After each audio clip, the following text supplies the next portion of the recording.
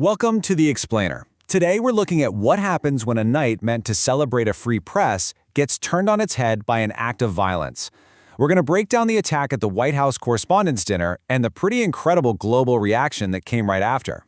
So let's really dive into that question, because this wasn't just a random attack. It was aimed right at the heart of the DC establishment, a gala where the biggest names in media and government are all in one room. This is the story of how an evening celebrating journalism became a terrifying flashpoint. Okay, so the scene is the annual White House Correspondents Dinner, and for those of you who might not know, this thing is a huge deal. You've got the president, top officials, hundreds of journalists, even A-list celebrities. It is easily one of the most high-security nights on the entire DC calendar. What's just wild is how fast this all went down. I mean, we're talking about seconds. In one moment, it's a black-tie dinner, and in the next, it's a full-blown security crisis. The timeline shows it all. The gunman charges, shots ring out, and the Secret Service responds instantly to take down the threat and get the president to safety. Just unbelievably fast. And according to CBS News, there was no mystery about the motive here. It was completely political.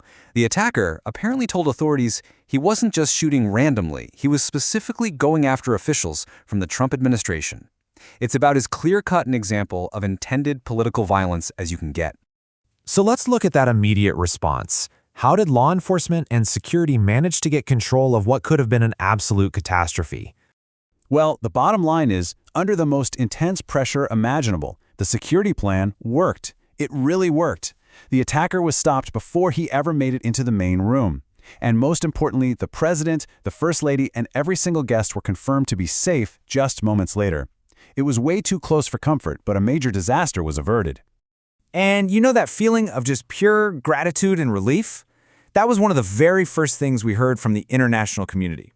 The British ambassador, who actually had staff at the dinner, immediately praised the Secret Service. And that really set the tone for how the rest of the world reacted. Back here in the States, what happened next was something you almost never see in Washington anymore. Everyone came together. For a moment, it felt like all the usual political fighting just stopped. And you could see this unity perfectly at the very top of Congress. You have the Republican Speaker, Mike Johnson, and the Democratic leader, Hakeem Jeffries. These are two guys who disagree on almost everything. But here, they spoke with one voice, both immediately condemning the attack and calling for an end to this kind of violence. And this unified front wasn't just happening in the US. Nope, this story went global, fast. And leaders from all over the world started putting out statements with a surprisingly similar message of shock and support. I mean, look at the range of countries here. It's really remarkable. You've got close allies like Canada and Israel, but then also Pakistan and even Venezuela, countries that have very, very different relationships with the US. But they all came out with the exact same core message. This is not okay. Political violence is never acceptable. So if we kind of group all these global statements together, you start to see a clear pattern emerge. They basically fall into four buckets. The biggest, of course, was condemning the violence itself. But right behind that was expressing relief that everyone was safe, praising the security forces, and, this is a big one, reaffirming democratic values. And this quote from India's Prime Minister Narendra Modi just nails that fourth point. He and a lot of other leaders saw this as more than just a crime. They framed it as an attack on the idea of democracy itself, the idea that we settle our differences with words and debate, not with guns. So what's the big takeaway from all this? With all these statements from world leaders and politicians, maybe the most powerful reflection didn't come from any of them. It came from someone who was right there in the room, feet away from the president. We're talking about Weijia Jiang, the president of the White House Correspondents Association. She was literally on stage sitting right next to the president when all the chaos broke out. And what she said right after things calmed down really cuts to the heart of this whole thing. This is such a critical point. I mean, think about the irony. This dinner is all about celebrating the First Amendment, especially freedom of the press.